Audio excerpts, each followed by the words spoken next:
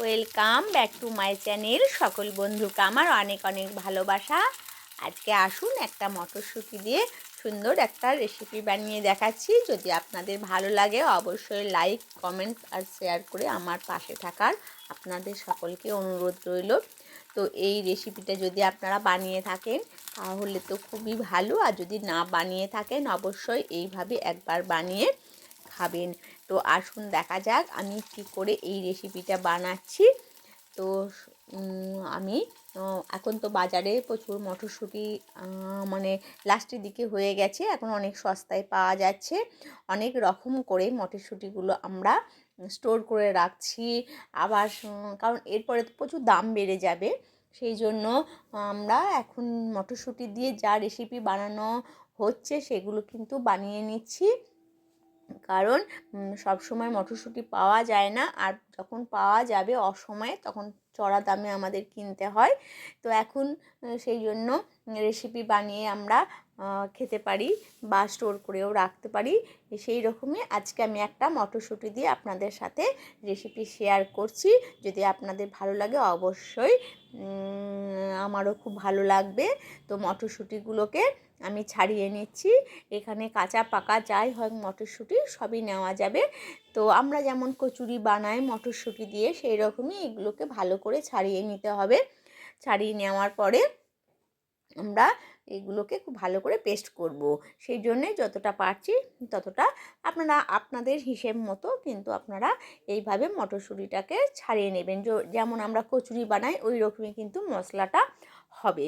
তো আমি এই মটরশুঁটিগুলো ছাড়িয়ে নিয়েছি, এক বাটির মতো আমার হয়েছে। এবার এটা আমি মিক্সিং জারের মধ্যে এক বাটি মটরশুঁটি দেব, আর দেব কিছু রসুন। এর পরিমাণ হিসেবে যতটা আমরা মানে টেস্ট হিসেবেই দিতে হবে। আর দিতে হবে আদা। আর যদি আপনারা নিরামিষ খেতে চান তাহলে রসুনটা বাদ দিয়ে দেবেন। আর দিতে হবে কাঁচা লঙ্কা। যেমন আমরা কচুরি বানানোর সময়তে মশলাটা করে থাকি ঠিক সেই রকমই কিন্তু মশলাটা আমাদের হবে। আর এর সাথে দেব কিছুটা ধনেপাতা। শীতের ধনেপাতা বুঝতে পারছেন খেতে কিন্তু ভীষণ ভালো লাগে, সেই জন্য ধনেপাতাও কিছু দিয়েছি। একটা খুব সুন্দর একটা পেস্ট আমরা বানিয়ে নেব, যেমন কচুরিতে বা আমরা বানিয়ে থাকি সেই রকম একটা পেস্ট বানিয়ে নেব। নেওয়ার পরেই আমরা কড়াইয়ের মধ্যে সাদা তেল দিয়ে দেব। আপনার যা তেল খেতে ইচ্ছে করবে সেই তেলটাও দিতে পারেন। জাস্ট আমরা মশলাটাকে ভাজবো। আপনারা যে তেল দিয়ে মশলাটা ভেজে থাকেন সেই তেল দিয়েই আপনারা ভেজে নেবেন। তো এবার পেস্টটা আমি কড়াইয়ের মধ্যে দিয়ে আমি এটা একটু শুকনো করে আমি পেস্ট করে নেব। এতে নুন আর চিনি নিজেদের পরিমাণ মতো, যে যেমন নুন চিনি খান সেই হিসেব মতো নুন চিনি দিয়ে এটাকে খুব ভালো করে নেড়ে একদম শুকনো যেমন মশলা বানায় ওই রকমই মশলাটা বানানো হবে। তো ভালো করে নাড়তে হবে, তেল খুব বেশি না দিলেও হবে। তো এইভাবে নাড়তে নাড়তে যখন একদম শুকনো হয়ে আসবে তখন আমি মশলাটাকে নামাবো। দেখুন আমার কিন্তু জলটা একদম মরে গেছে। এবার আমার পরিমাণ মতো আমি এবার নুন দিয়ে দেব, আর পরিমাণ মতো আমি চিনি দিয়ে দেব। তাহলে এই পুরটা খেতেও কিন্তু খুব টেস্ট লাগবে। তো বন্ধুরা, আপনারা কি এই শীতের মানে মটরশুঁটি সিজন বা ঠান্ডা থেকে আপনারা কচুরি খেয়েছেন? তাহলে পুরটা যদি আপনাদের ঘরে থাকে তাহলে তো এই কাজটা আরও সহজ হয়ে যাবে। তো এইভাবে একদম শুকনো করে মশলাটা কিন্তু করে নিতে হবে। আমরা যেমন নারকেলের পুরটা মোটামুটি করেই রাখি বেশিরভাগ ক্ষেত্রে। আবার এখন যেহেতু মটরশুঁটির সিজন, অনেকেই কিন্তু এইরকম পুর কিন্তু বানিয়ে রেখে দেন যে কচুরি বানানোর জন্য। যদি আপনাদের এটা ঘরে থাকে তাহলে কিন্তু দুটো কাজই একসাথে হয়ে যাবে, আর এই রেসিপিটা বানাতে খুব তাড়াতাড়ি হয়ে যাবে।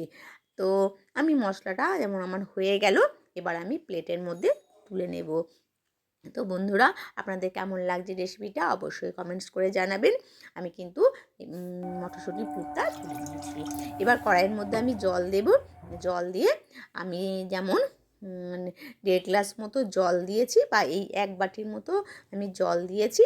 আর এই পরিমাণ মতো আমি চালের গুঁড়ো দিয়েছি। যেমন আমরা চালের গুঁড়ো আপনি জল দিয়েও মাখতে পারেন, কিংবা গরম জল করে নিয়েও কিন্তু আপনারা চালের গুঁড়িটা মাখতে পারেন, এতে কোনো অসুবিধা নেই। তো আমার কিন্তু এইভাবে একটু শুকনো শুকনো করে কিন্তু আমি চালটাকে গরম জলের সাথে মিশিয়ে নিয়েছি। এবার একটা ঢাকনা দিয়ে আমি খানিকটা এটাকে রেস্টে রাখবো, তাহলে অটোমেটিক এটা নরম হয়ে যাবে। আর খুব ভালো করে এটাকে আমি ঠান্ডা করে মাখিয়ে নেব। দেখুন আমার ঠান্ডা হয়ে গেছে। এবার আমি যেমন আমরা আটার লেই করি রুটি বানানোর সময়, ওই রকম করে কিন্তু একটা একটা করে নেব। আর এই যে মটরশুঁটির যে পুরটা আছে সেই পুরটা নেব। পুরটা নিয়ে এর মধ্যে কিন্তু আমরা নিয়ে নেব।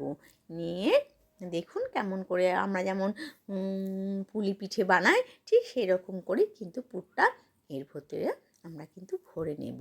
তো দেখুন বন্ধুরা, আপনাদের কি ভালো লাগছে দেখতে? ভালো লাগলে অবশ্যই কমেন্টস করে জানাবেন। আর এটাকে হাতটাকে একটু মুছে নিয়ে তারপরে মুখটা লাগিয়ে দিতে হবে, তাহলে কি হবে গায়ে মটরশুঁটি পুরটাও লেগে যাবে না, তাহলে সাদা ফ্রেশ হয়ে থাকবে।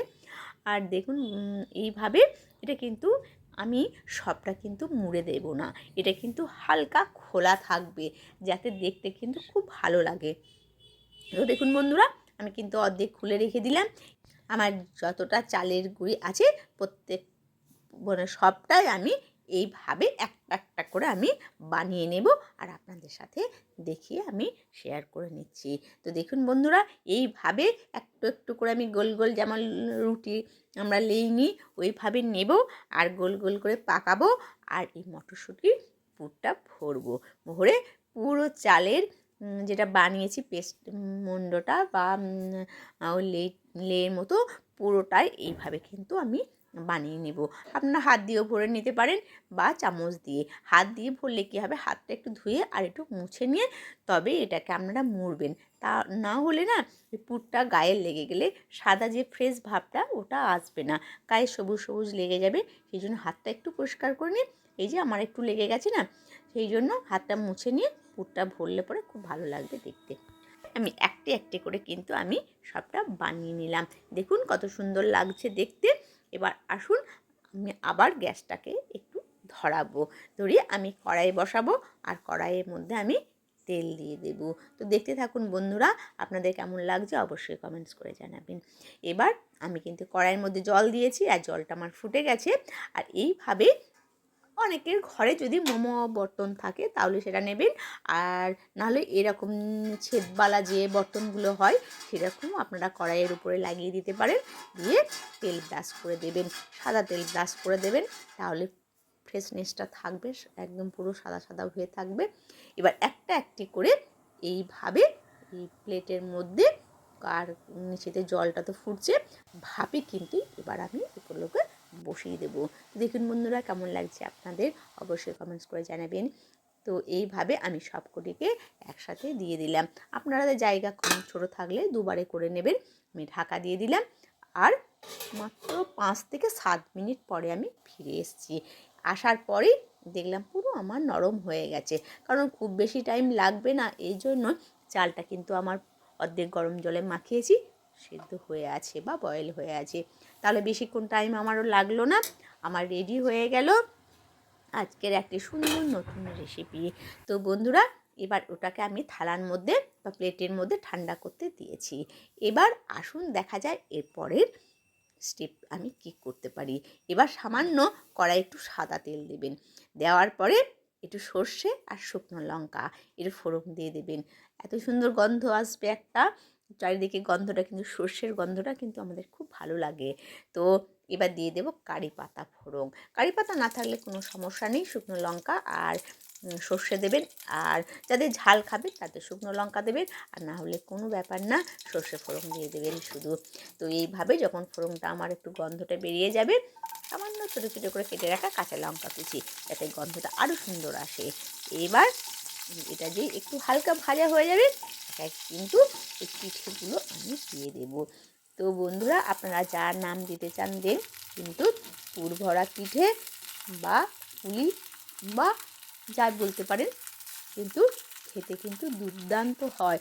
একটা নতুন রেসিপি, নতুন ডিশ আপনারা বাড়িতে যদি কোনো অতিথি আসে অবশ্যই এইভাবে একটা প্লেট আপনারা দিতেই পারেন।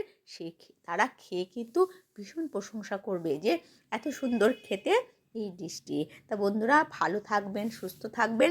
দেখা হবে আবার নতুন কোনো ভিডিওতে বা রেসিপিতে। আর এই ভিডিওটা যদি আপনাদের ভালো লাগে অবশ্যই একবার বানিয়ে খাবেন। আর আমার চ্যানেলটিকে সাবস্ক্রাইব করে পাশে থাকার অনুরোধ রইল।